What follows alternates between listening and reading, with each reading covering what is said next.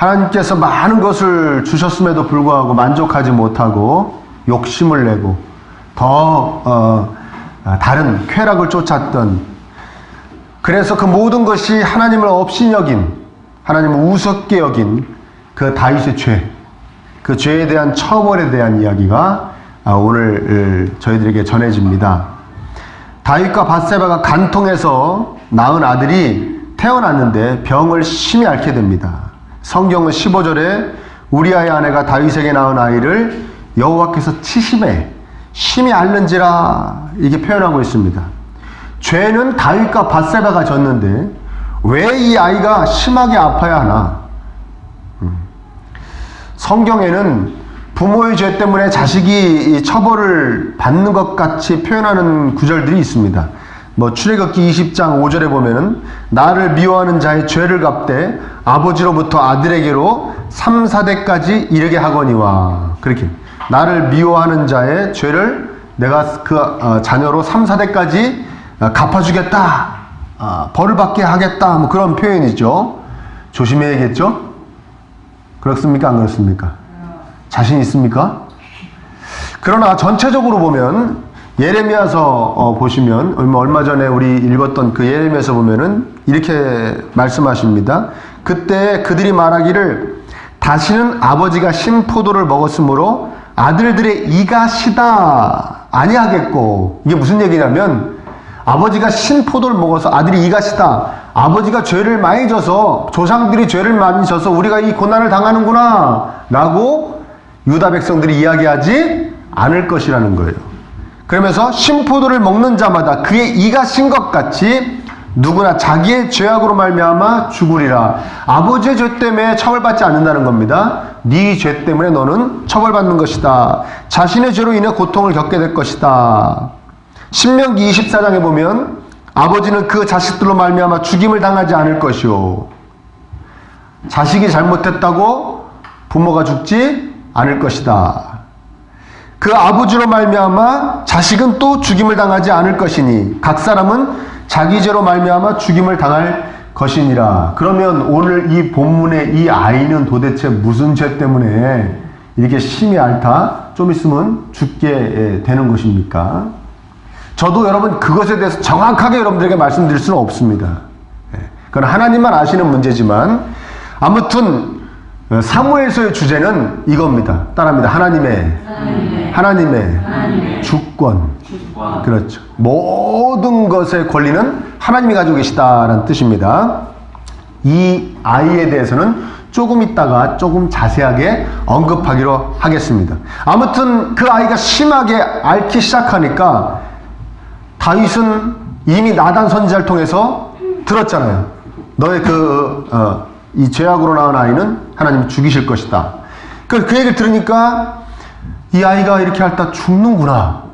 다윗은 깨달은 것 같습니다. 그래서 앓기 시작하니까 바로 하나님의 전화 앞에 들어가서 엎드려서 곡기를 끊고 금식을 하고 막 기도하기 시작합니다. 그래서 막 신하들이 옆에서 말립니다. 왕이시여, 이러다가 돌아가십니다. 좀 진지를 드셔야죠. 그래서 막 말리는데 전혀 듣지 않습니다. 그냥 엎드린 채로 이 성경의 뒤에 문맥을 보면 7일 동안 금식을 하면서 그냥 거기서 팍 엎드려 기도를 하기 시작합니다. 이런 간절한 몸부림이 있습니다. 이 죄로 인한 악영향에 대한 이 죄책감에 대한 어떤 아픔에 대한 통감이었겠죠. 그렇죠? 내가 이렇게 죄를 져서 하나님이 이 아이를 치시는구나. 또 최대한 그 아픔을 어떻게 보면 막아보려는, 하나님, 저는 죄인이지만 이 아이는 무슨 죄가 있고, 그리고 이 밧세바, 이 아이의 엄마도 이 아이를 잃고 어떻게 살아가겠습니까? 이 밧세바도 저보다는 죄가 없는 여인입니다. 이 둘을 봐서라도 살려주세요, 살려주세요 하고 막 매달리는 겁니다. 저는 다윗의 이런 간절함이 부럽습니다.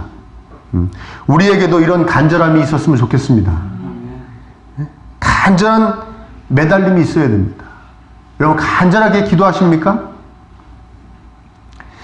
우리 참으로 그냥 물을 흘러가듯이 살아가지 않습니까? 어디 막 이렇게 뛰어내려가듯이, 그렇죠? 큰 튜브를 타고 둥둥 떠내려가듯이 막 이렇게 살고 있지는 않는지요. 막 떠내려가다가 어떤 지푸라기 같은 거라도 탁 잡고 팍 그냥 이렇게 그냥 정처 없이 떠내려갈 수는 없습니다. 다르게 살게 해주세요. 다르게 살게 해주세요. 제 삶을 변화시켜 주세요. 제 심령과 제 삶과 제 가정을 변화시켜 주시옵소서. 제 자녀들을 변화시켜 주세요. 그러고 막 간절하게 좀 기도를 해야 되는데, 매달려야 되는데 신앙생활에 간절함이 전혀 없는 것 같습니다. 여러분 있으십니까? 위험한 것은 이렇게 평상시에 간절함이 없으면 정말 간절해야 할 때도 간절해지지 않는다는 것입니다. 여러분 다윗과 같은 입장이면 이렇게 7일 동안 금식으로 기도로 매달릴 수 있으시겠습니까? 제 어머님도 그렇죠. 그럼요. 내가 배 아픈 아이인데 죽는다는데 7일 동안 내가 금식하며 기도하죠. 그렇죠? 그런 마음 드시죠? 네. 별로 못 봤습니다. 별로 못 봤습니다. 제가 뭐 여담이지만 그 전에 가남 말기인 목사님을 만났어요. 가남 말기인 목사님. 저하고 같이 간 목사님이, 그것도 해외에서 저하고 같이 간 목사님이, 이 목사님이 신유의 은사가 강하게 나타나신다고 그래가지고 이분이 초대 아닌 초대를 하신 거예요. 자기 가남 말기니까 와서 기도를 좀 해달라. 딱 갔어요. 막 기도를 해야 됩니다. 그래서 막 더 집중적인 기도를 한다고 저는 그 방에 못 들어가고, 호텔 방에 못 들어가고 두 분만 딱 있어 막 기도하고, 다른 목사님들하고 다른 선교사님들하고 저는 바깥에서 이렇게 기다리고 있다가, 다른 방에서 기다리고 있다가 기도 끝났다고 딱 들어갔어요. 나는 막 그 가난 말기인 그 목사님 막 눈물도 막 흘리고 막 그랬을 줄 알았더니 너무나 환하게 웃으면서 저한테 딱 그러는 거예요. 아이, 전도사님은 왜 옷을 그렇게 입고 다녀? 그래요. 깜짝 놀랐어요.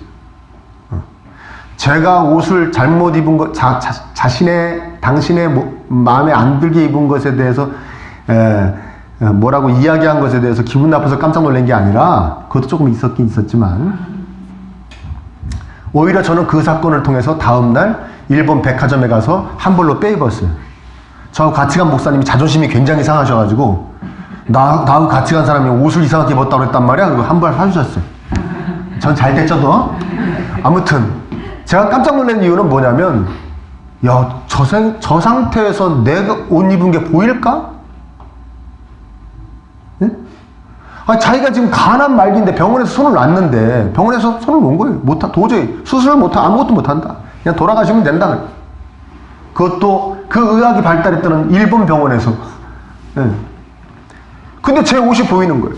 제 옷 입은 게 보이는 거예요. 여러분, 그렇게 간절해야 할 때도 그렇게 간절하지 않습니다. 여러분들 중에 지금 역시 목사님이시네요. 마음이 편안해서 그러신가 보다. 할렐루야, 죽으면 천국 가지 뭐. 네? 아니요. 간절한 상황에서는 간절하게 매달릴 수 있을 때 가장 마음이 편안한 겁니다. 아멘입니까? 상황은 절망적인데 내 안에 간절함이 막 일어나야 되는데 간절함이 일어나지 않으면 너무나 불안한 거예요. 그런 자신이 너무나 마음에 안 들고 찝찝한 겁니다. 마음 편안하지 않습니다. 여러분, 간절함이 있으시기를 축복합니다. 그렇죠? 간절하게 매달릴 수 있어야 됩니다. 그것도 능력입니다. 평상시에 간절해야 됩니다. 좋을 때나 나쁠 때나 간절하게 매달려야 됩니다. 좀 이따 그 간절하게 매달리는 것에 대한 유익에 대해서 이야기하겠지만, 여러분, 우리가 왜 간절하게 매달려야 됩니까? 다른 거 다 빼놓고 우리 자녀들이 있지 않습니까? 앞길이 구말리 같다고 표현하는 우리 자녀들. 자신 있으십니까? 자신 있으십니까? 이 아이들이 머리가 다 커져갖고 나중에 지금과 같이 신앙생활을 하고 있을 거라는 자신이 있으십니까?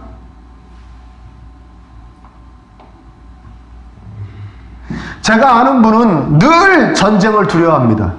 우리나라가 늘 전쟁이 날 것 같다고 생각하시고, 그에 대한 늘 전쟁이, 왜냐면 전쟁을 체험하신 분이에요. 전쟁이 날 거라고 늘 하십니다. 전쟁을 두려워합니다. 큰일 났다고 하십니다. 근데 기도는 하지 않습니다. 교인인데. 희한하죠? 아니, 그렇게 전쟁을 겁을 내고 그렇게 전쟁이 곧 날 것 같다고 늘 말씀하시는 분이 왜 기도를 하지 않을까요? 왜 기도하지 않는가? 따라합니다. 믿음이 없어서. 다윗은 그 믿음이 있었습니다. 그래서 간절한 기도를 할 수 있었던 것입니다. 여러분들에게 믿음이 있어야 간절한 기도를 할 수 있습니다. 무엇을 보고 그것을 알 수 있냐? 이렇게 간절하게 식임을 전폐하고 막 기도를 하는데 아이가 죽었어요. 그러니까 신하들이 뭐라고 해요?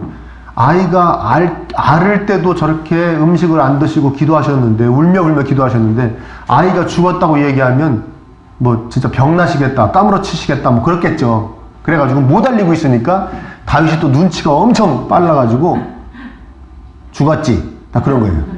네, 왕자님이 돌아가셨습니다.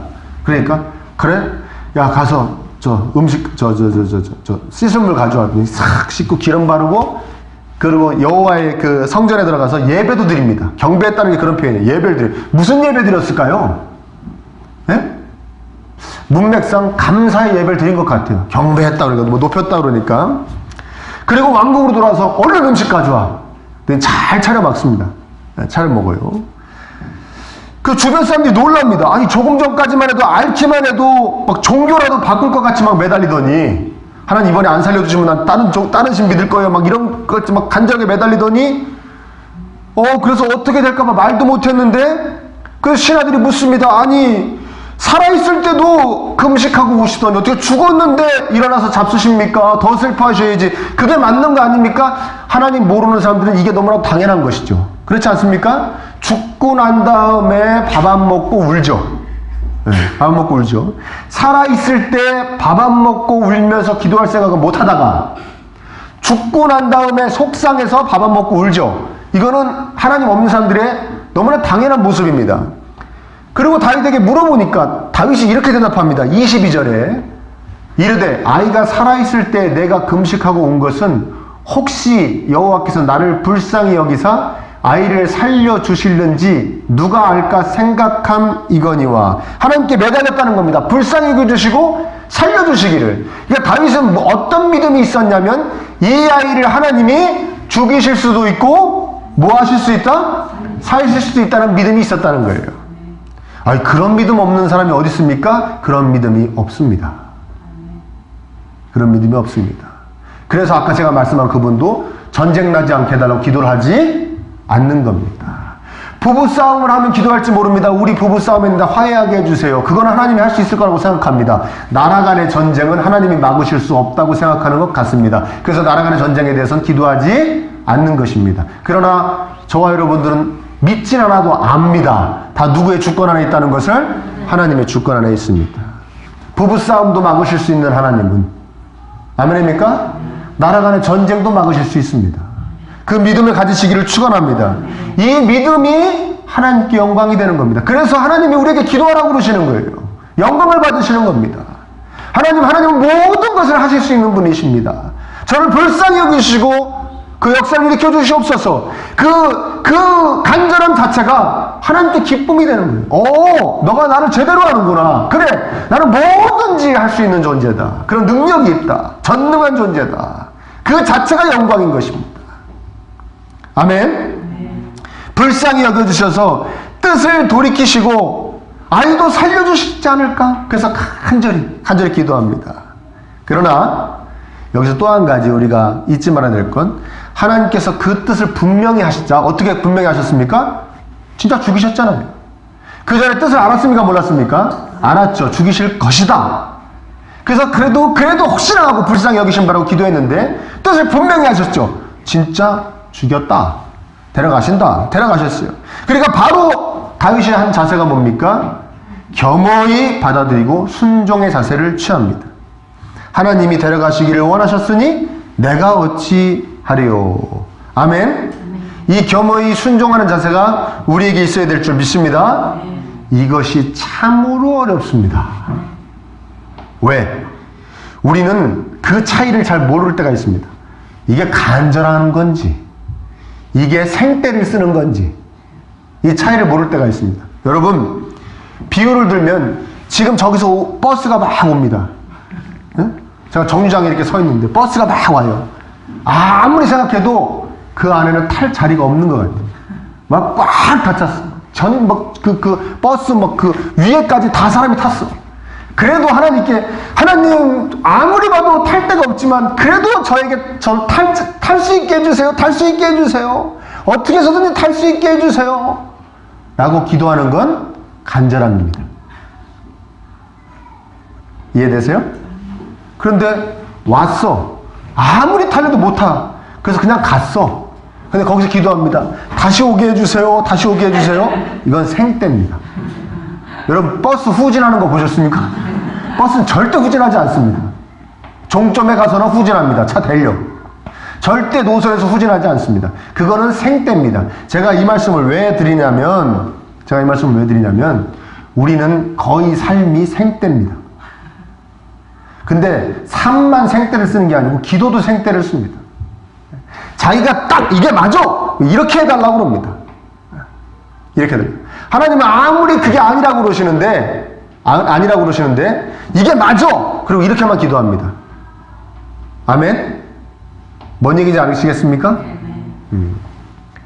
제가 한번 이런 생각 해봤어요. 하나님, 우리가 하나님께 하나님 이거 어떻게 할까요? 이 일을 어떻게 할까요? 뭐 감자탕집을 할까요? 순댓국집을 할까요? 이렇게 여쭤볼 때 하나님이 감자탕집 그리고 안 가르쳐 주실 때가 상당히 많죠. 그렇습니까? 그렇죠. 그렇게 해서 응답 많이 받으신 분 계십니까? 예, 아마 많지 않을 겁니다. 왜 그럴까 생각해 봤어요. 우리가 많이 기도하지 않아서, 우리가 간절하지 않아서, 영적으로 막지 않아서, 아니면 하나님께서 뭘 그렇게 그런 것까지 하려고 그래? 대충 살아? 뭐 이런 마음으로 왜 그렇게 응답이 안 될까? 근데 제가 이런 결론이 났어요. 한번 따라봅니다. 가르쳐 주셔도 그대로 안 할 거니까. 그대로 안 할 거니까. 결국에는 누구 하고 싶은 대로 할 거니까? 그러면 보십시오. 하나님 감자탕집을 할까요? 순댓국집을 할까요? 근데 하나님이 감자탕집. 그런데 네, 알겠습니다. 하더니 순댓국집을 해. 하나님 기분이 좋으셔야 안 좋으셔요? 얼마나 속상하시겠니? 그리고 하나님 분명히 감자탕집이라고 하는데 순댓국집을 하는 그 사람은 또 얼마나 찝찝해. 그러니까 하나님 이렇게 말씀하신 것 같아요. 어차피 가르쳐줘도 네 맘대로 할 거 아니야. 어차피 내 뜻을 가르쳐줘도 네 맘대로 너 하고 싶은 대로 네 욕심대로 할 거 아니야. 너 좋은 대로 할 거 아니야. 야 그냥 해. 괜히 나 속상하게 하지 말고 너 찝찝하게 살지 말고 가르쳐달라고 그러지 마. 이건 제 생각입니다. 이거 제 생각입니다. 근데 일리가 아주 없지는 않은 것 같죠? 우리의 삶을 비춰보면 아멘입니까? 다 생됐습니다. 요렇게 해달라고 그럽니다. 요렇게 해달라고 합니다. 그래서 여러분 제가 늘 말씀을 가까이 하시라고 그런 겁니다. 말씀을 가까이 하시라고 합니다. 말씀 속에 우리를 다 가르쳐 주시지 않습니까? 네가 지금 이거 기도할 때냐? 먼저 형제하고 화해하기를 힘써라. 네가 지금 이런 기도할 때냐? 먼저 하나님께 온전한 모습이 되게 해달라고 더 먼저 기도해야 되지 않겠니? 말씀이 다 가르쳐 주십니다. 하나님의 뜻을 다 가르쳐 주세요. 이해되십니까? 네. 다 하나님께 말씀으로 여쭙지 않고 기도로도 여쭙지 않고 기도로도 안 여쭤요. 그러니까 자기 뜻대로 되게 해달라고 그럽니다. 이건 생떼를 쓰는 겁니다. 생떼를 쓰는 겁니다. 생떼 쓰지 않으시기를 축복합니다. 아멘. 그럼에도 불구하고 우리는 엄연히 하나님의 뜻을 잘 모르면서도 기도할 때도 있습니다. 내가 지금 이렇게 해달라는 것이 하나님의 뜻인가 아닌지 알면서 기도할 수는 없지 않습니까? 모르면서 막 기도할 수 있습니다. 성경적으로도 그것이 틀렸다고, 잘못됐다고 얘기하지 않음에도 불구하고. 그렇죠? 근데도 모를 때 있죠. 조금 전에 설명해 드렸잖아요. 순댓국집, 감자탕집, 뭐가 맞는 겁니까? 성경적으로. 네? 안 맞습니까? 식당 가면 안 됩니까? 뭐가 맞습니까? 뭐가 잘못된 겁니까? 그냥 다 맞죠? 근데도 막 기도합니다. 이게 기도할 수 있는 이유는 뭡니까? 이게 기도할 수 있는 이유입니까? 왜? 뭘 근거로 기도하기 때문에 그렇습니까? 다윗처럼 불쌍히 여겨주시기를 바라고 기도하기 때문에 그렇습니다. 아멘입니까? 내가 설사 하나님은 이렇게 하기를 원하는데도 내가 잘 몰라서 이렇게 막 기도하지만 그래도 하나님이 나를 불쌍히 여겨주셔서 마침 나는 나를 아름답게 복되게 해주셨다는 그 믿음을 갖고 우리는 기도해야 될 줄 믿습니다. 그래서 우리가 예수 그리스도 이름으로 기도합니다 하고 기도를 마치는 거예요. 무슨 얘기입니까? 불쌍히 여기셔서 피 흘리사 살리신 제가 기도하고 있습니다. 저를 계속 불쌍히 여겨주세요. 제가 어리석어서 하나님 뜻을 잘 몰라서 지금 하나님의 뜻인지 아닌지도 모르고 간절히 기도합니다. 그러나 하나님이 저를 불쌍히 여겨주심에 저는 그 불쌍히 여겨주심을 붙잡고 기도합니다. 하나님 저를 긍휼히 여겨주시고 저를 보살펴 주시옵소서. 아멘. 그게 하나님께서 불쌍히 여겨주심으로 우리의 기도를 받으시는 겁니다. 그래가지고 이제 역사를 일으키시기 시작합니다. 다윗의 행동을 통해서 우리는 이 간절한 기도의 유익을 볼 수 있습니다. 첫 번째 유익은 뭐냐? 첫 번째 유익은 이겁니다. 다윗의 행동에 의아하는 신하들에게, 아니 왜 살아있을 때 저렇게 막 금식하고 기도하더니 죽었는데 더 슬퍼하면 슬퍼하지 왜 저렇게 바로 막 몸을 치장을 하고 막 예배를 드리고 와서 밥을 먹을까? 그렇게 얘기하는 그 사람들에게 다윗이 이렇게 얘기합니다. 내가 죽은 아들을 다시 돌아오게 할 수 있는가? 하나님의 깊고 넓은 뜻 안에서, 자신은 너무나 작은 존재이기 때문에 하나님의 깊고 넓은 뜻 안에서 자신의 것은 조용히, 그것이 무엇이 되었던, 아픔이 되었던, 고통이 되었던, 슬픔이 되었던 자신의 것은 조용히 정리하고 마음속에서 다윗은 포기합니다. 누구를 포기한 겁니까? 아이를 포기한 겁니다. 아이의 다시 살아남을 포기한 겁니다. 그리고 다시 음식을 먹기 시작하고 힘을 내기 시작합니다. 재기를 하는 것이죠. 여러분, 간절한 기도가 여러분들에게 주는 유익은 무엇이냐? 따라합니다. 씩씩함입니다. 기도하는 사람은 앞을 바라봅니다. 왜? 내가 간절히 기도했어요. 내가 간절히 기도했잖아. 근데도 이렇게 해주신 것은 누구의 뜻이야? 하나님의 뜻이야. 그리고 내 앞을 또 바라봅니다. 힘을 냅니다. 재기합니다. 그런데 기도하지 않는 사람은, 그리고 간절한 기도를 하지 못하는 사람은 어떻게 하느냐? 늘 뒤를 봅니다. 그때 내가 기도하지 않아서 그렇게밖에 안 됐나? 찝찝합니까? 안 찝찝합니까? 내가 기도하지 않아서, 내가 간절한 매달림이 없어서 지금 나한테 이렇게 되는 것인가? 지금 내 상황이 이런 것인가? 늘 찝찝한 거예요. 근데 늘 기도에 하나님께 재단을 쌓는 사람, 그것도 간절한 몸부림의 기도를 쌓는 사람은, 그것이 좋을 때나 나쁠 때나 기쁠 때나 슬플 때나 쌓는 사람은 늘 씩씩합니다. 당당하기도 하고 표현하기는 좀 그렇겠죠. 그래서 막 세상을 다 얻은 것 같고, 누가 주시는 힘이기 때문에 그렇습니까? 하나님이 주시기 때문에 그렇습니다. 근데 앞을 바라봅니다. 하나님 앞으로 더 잘 될 줄 믿습니다. 왜? 하나님께 영광을 올리는 간절한 기도를 내가 드렸기에. 하나님, 저 기도했잖아요. 세상 사람들이 때론 나를 핍박하고 때론 나를 우습게 여기고 나를 환난과 걱정 가운데 막 똘똘똘똘 쌓으려고 해도 그들에게 속으로 외칠 수 있습니다. 나는 어떻게 하는 사람이야? 하나님께 간절히 기도하는 사람이야. 하나님 나를 지켜주실 것이야.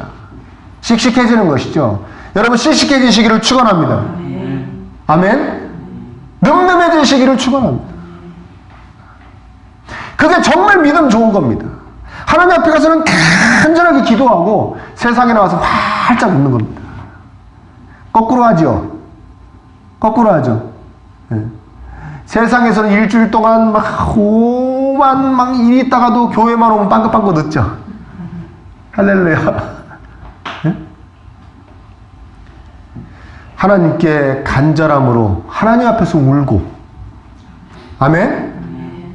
하나님 앞에서 아파하고, 하나님 앞에서 분해하고, 하나님 앞에서 억울해하고 한 다음에 하나님이 공급해 주시는 힘으로 세상에서 씩씩해지시기를 축원합니다. 맨날 그때 이렇게 했으면 이렇게 됐을 텐데, 저때 저렇게 했으면 저렇게 했대, 과거에 얽매여 살지 마시고 그것 때문에 힘들어하지 마시고 앞을 바라보실 수 있는 여러분 되시기를 축원합니다. 그러기 위해서 간절히 매달려야 됩니다. 그런데 여러분, 뭐 이렇게 저렇게 제가 얘기했지만 다윗의 기도가 응답된 겁니까? 안 된 겁니까? 네? 아니 그냥 뭐 머리 획 굴리지 마시고요. 그냥 성경 딱 본문상으로 응답이 됐습니까? 안 됐습니까? 안 됐죠. 아이 살게 해달라고 기도했는데 아이 죽었잖아요. 응답 안 된 것이죠. 그렇죠? 다윗이 기도한 대로 그대로 이루어지지 않았습니다. 실패한 기도라고 생각할 수도 있겠죠. 그런데 기도의 사람들은, 기도를 많이 한 사람들은, 우리 믿음의 선배들은 뭐라고 하냐면 이렇게 얘기합니다. 기도는 과학이다 라고 얘기합니다. 어디서 들어보셨습니까?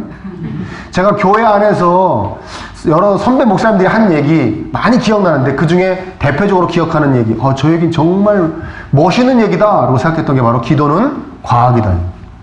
응? 침대만 과학이 아니라 기도도 과학이다. 왜 과학이라고 그러냐면 그 이유가 아주 멋있습니다. 과학이란 건 이런 거예요. 여기 과학자도 한 명 있지만 과학이라는 건 이런 거예요.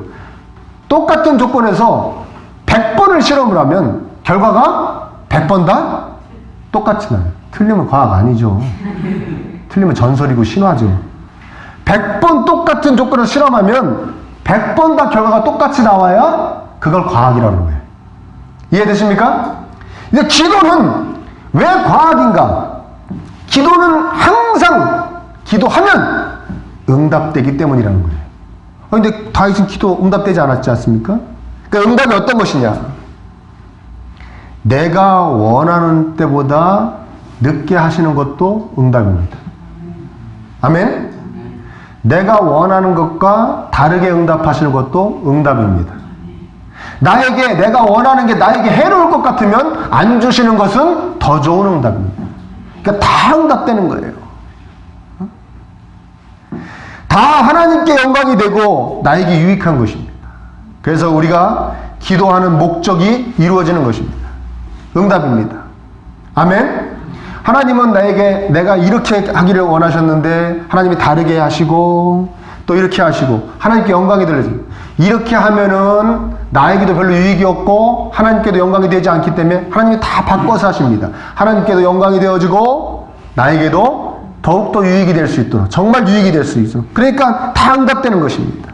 이 폭풍 같은 일이 다윗에게 한번 확 지나가고 난 다음에 그때 간절히 매달렸는데, 근데 그 간절한 매달림이 응답이 안 된 것 같았는데 하나님이 다윗과 우리아의 아내 밧세바에게 은혜를 내리시기 시작하십니다. 용서해 주셨다는 사인인 것 같습니다. 진짜 용서해 줬다. 아들을 잃었는데 다른 아들을 주십니다.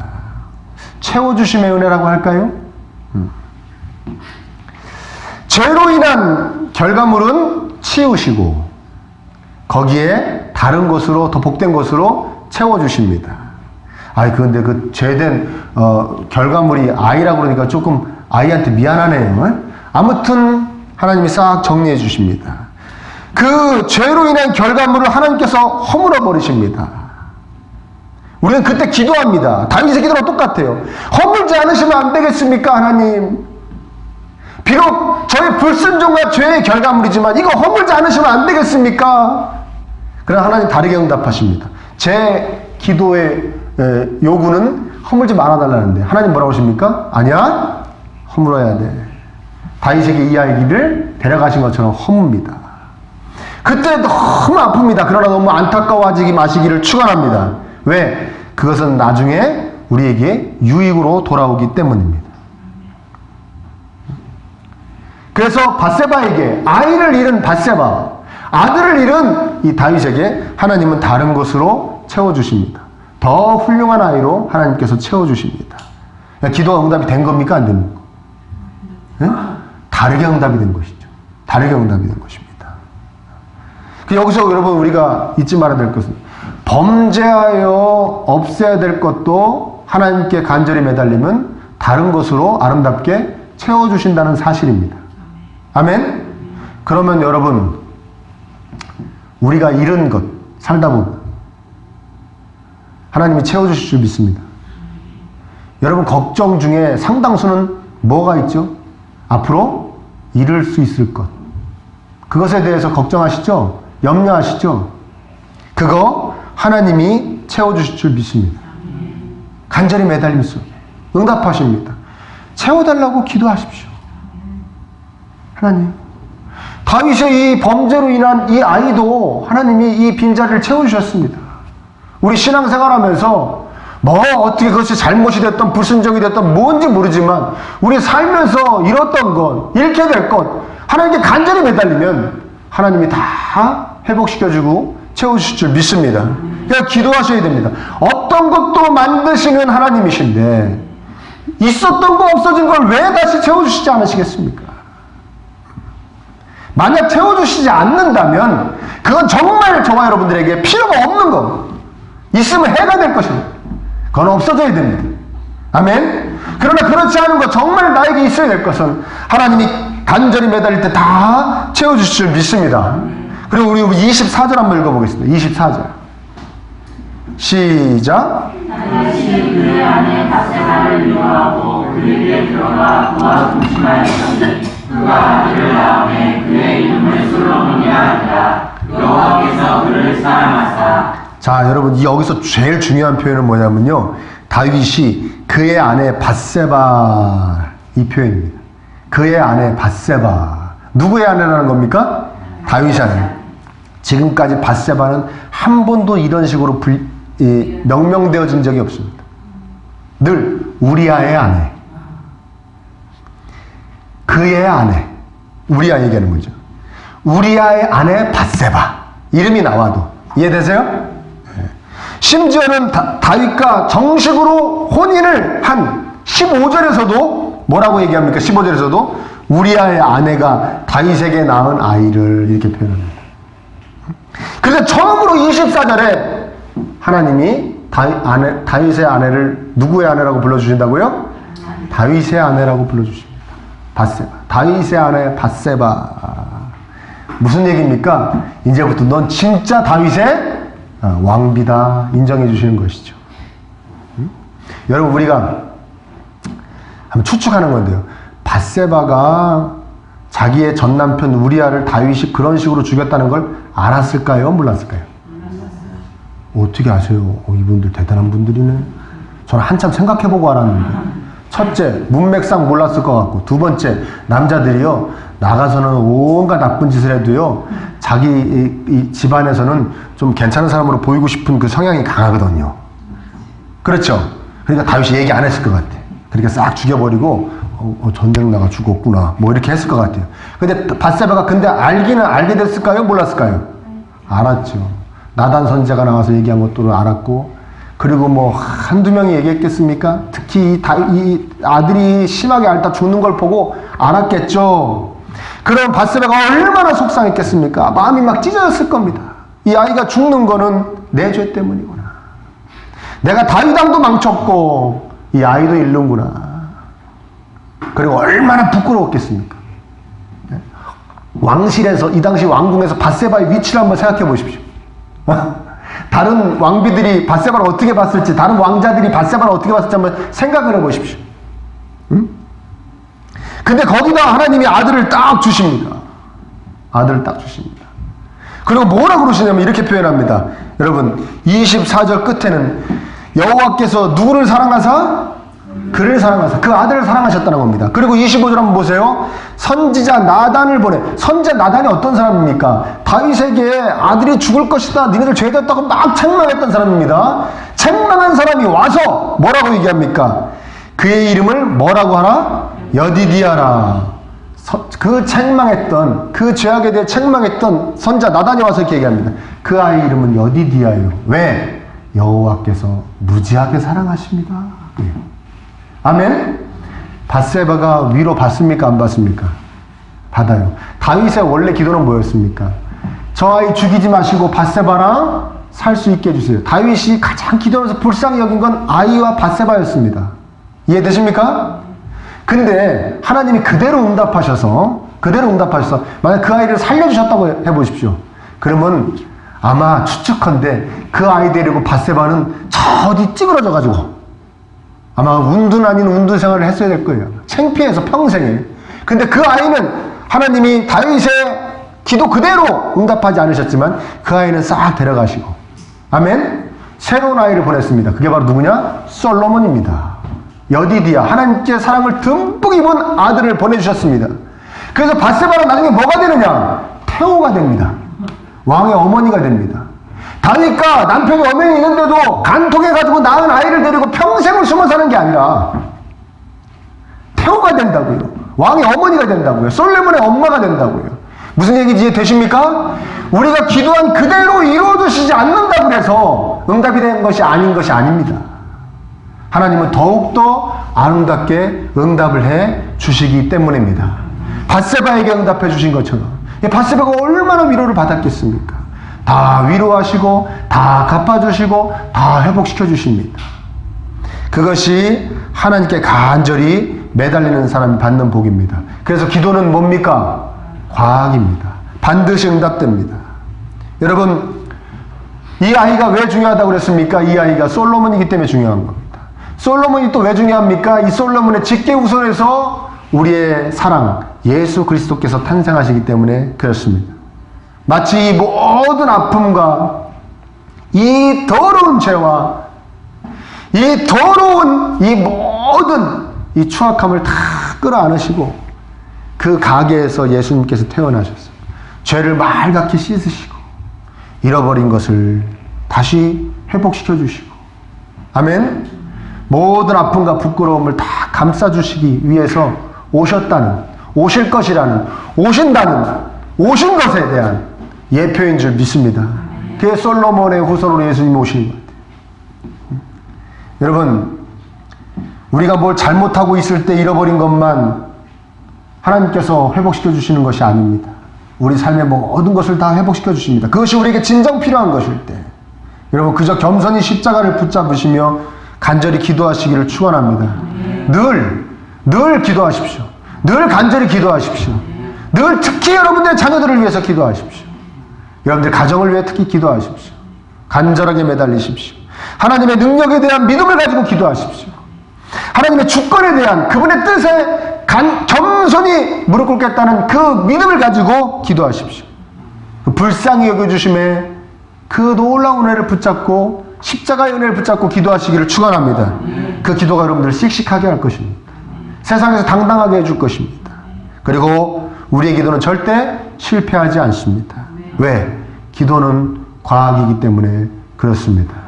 항상 더 좋은 곳으로 우리가 기도하는 것보다 더욱 이루시는 하나님께 간절히 매달리시기를 축원합니다.